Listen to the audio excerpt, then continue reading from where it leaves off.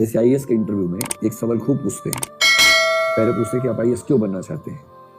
तो मैं समाज की सेवा करना चाहता हूँ, कुछ कर गुजरना चाहता हूँ समाज के लिए, इसलिए आईएएस बनना चाहता हूँ। फिर कहते हैं यार तुम्हें समाज की सेवा करने का इतना शौक है तो आईएएस क्यों बनना चाहते हो? एनजीओ चलाओ ना।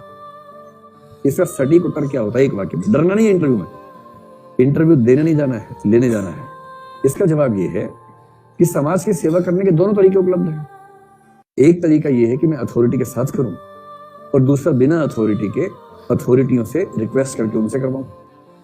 अगर मेरे पास मेरी आयु, मेरी बुद्धिमत्ता, मेरी उम्र, मेरी योग्यता मुझे परमिट करती है कि मैं अथॉरिटी अपने हाथ में लेकर समाज की सेवा करूं, तो मैं दूसरा रास्ता क्यों चुनूं? तो क्योंकि मैं आईएएस बन सकता हूं, इसलिए प्रयास कर रहा हूं। आईएएस बन के समाज की सेवा करूंगा, और हाँ, यदि किसी वजह से नहीं बन पाया तो एनजीओ के माध्यम से करूंगा।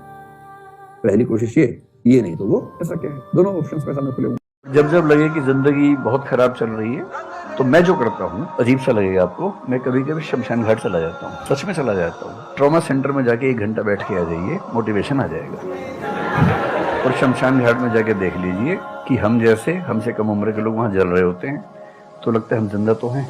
कि जो हमारे पास है वो हमें नजर नहीं आता, जो नहीं है वो नजर आता है। तो the consciousness of lacking something is the nature of human consciousness. इसलिए इसी बात को एक शेर में, बहुत प्रसिद्ध शेर में कहा गया है, दुनिया जिसे कहते हैं जादू का खिलौना है, मिल गया सो मिट्टी है, नहीं मिला वो सोना है। तो जो आपको नहीं मिलेगा ना, हमेशा बड़ा होकर दिखेगा, जो मिलेगा छोटा हो जाएगा। जिस दिन टेस्ट में आपके मार्क्स अच्छे आएंगे आप मोटिवेशन के साथ लौटेंगे, जिस दिन खराब आएंगे डिमोटिवेशन होगा। लेकिन ध्यान रखिए, जिस दिन आप मोटिवेटेड हैं उस दिन आप वजह बन गए कईयों के डिमोटिवेशन की। लगातार मोटिवेटेड होना एक मेंटल इलनेस की निशानी है, और लगातार डिमोटिवेटेड होना डिप्रेशन की निशानी। इन दोनों से बचना है। जब बहुत इमोशंस हो, इंटेंसिटी बहुत ज्यादा हो, सिर्फ एक तरीका मैं जो अपनाता हूं, उस क्षण में फैसला नहीं करना है। कुछ भी हो, कोई कितना भी प्रेशराइज करे, सिर्फ इतना बोलिए कि मैं 24 घंटे बाद बताऊंगा आपको, थोड़ा सोचूंगा इस बारे में। और यदि आपने उस मोमेंट से खुद को बाहर निकाल लिया तो फिर आप डिटैच होकर देख पाएंगे, और थोड़ा सा प्रैक्टिकल एलिमेंट भी रहे, इमोशनल एलिमेंट भी रहे, वो फैसले सबसे अच्छे रहेंगे लाइफ के लिए। और इसलिए कहते हैं कि आईएएस बनने का असली मजा तब है जब आप कम उम्र में बन गए। 23-24 में बन गए, 36 साल की नौकरी हाथ में है, 29 साल हुए, 7 साल बचे हैं, सेक्रेटरी बन गए और देश के सबसे बड़े पदों पर रहने का मौका मिलता है। फाइनेंस सेक्रेटरी दिन में कम से कम 25 बार फाइनेंस मिनिस्टर से बात करता है, नीतियां मूल रूप से वो बनाता है। और अगर बन गए कैबिनेट सेक्रेटरी तो प्रधानमंत्री से दिन में 20 बार बात करेंगे आप, और प्रधानमंत्री लगभग हर चीज के लिए आपकी सलाह को अंतिम मान रहे होंगे। ये है आईएएस बनने का मतलब।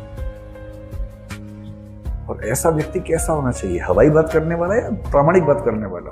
प्रामाणिक, तथ्य पर बात करने वाला। किसी भी समस्या में गहराई में जाके वजह समझिए उसकी। आपको एक बैलेंस्ड व्यक्ति बनने की जरूरत है, और बैलेंस और ऑथेंटिक व्यक्ति वो है जो तथ्यों के साथ, प्रमाणों के साथ, कायदे की बात करता है, हवाई बात नहीं करता है। आईएएस बनने के बाद जब बनेंगे कलेक्टर ना, तो जो बंगला मिलेगा 2.5 एकड़ का, 3 एकड़ का, बंगले के अंदर सैर करने का ट्रैक होता है, जंगल के बीच से निकलता है वो जंगल बंगले में होता है। देखा है ना कि किसी आईएएस आईपीएस से बंगला देखिए, छोटे शहर वाला, मतलब 9-9 एकड़ तक के बंगले हैं। उस बंगले की रेंटल वैल्यू मरी हालत में महीने की 25-30 लाख से कम नहीं होती है। मरी हालत में अगर वो बंगला किसी प्राइवेट कंपनी को मिल जाए तो इतना रेंट दे देगी सरकार को। तो सैलरी आपको 70,000 मिलेगी, पर 30 लाख रुपए पर मंथ के रेंट वाला बंगला मिलेगा फ्री। 10-20 गाड़ियां आपके घर में 24 घंटे तैनात रहेंगी, और किसी गाड़ी को देख के अगर आपने यूं कर दिया ना अच्छी है, वो गाड़ी अपने आप आ जाएगी थोड़ी देर में। पर ऐसा करना मत, उससे आपकी छवि खराब हो जाएगी, ऐसा कीजिएगा मत। आईएएस बनना बहुत आसान काम है, मैं आपको बता रहा हूं, मुश्किल नहीं है एकदम। मुश्किल केवल इसलिए कि बहुत लोग बनना चाह रहे हैं, इसलिए मुश्किल है। अगर कोई ये कहे कि आईएएस बनना अपने आप में बहुत मुश्किल काम है, जैसे माउंट एवरेस्ट चढ़ना, ऐसा कुछ नहीं है, आसान काम है। अगर स्ट्रेटेजी ठीक हो, मेहनत आपको ठीक से करनी आती हो, तो आसान काम है, मुश्किल काम नहीं है।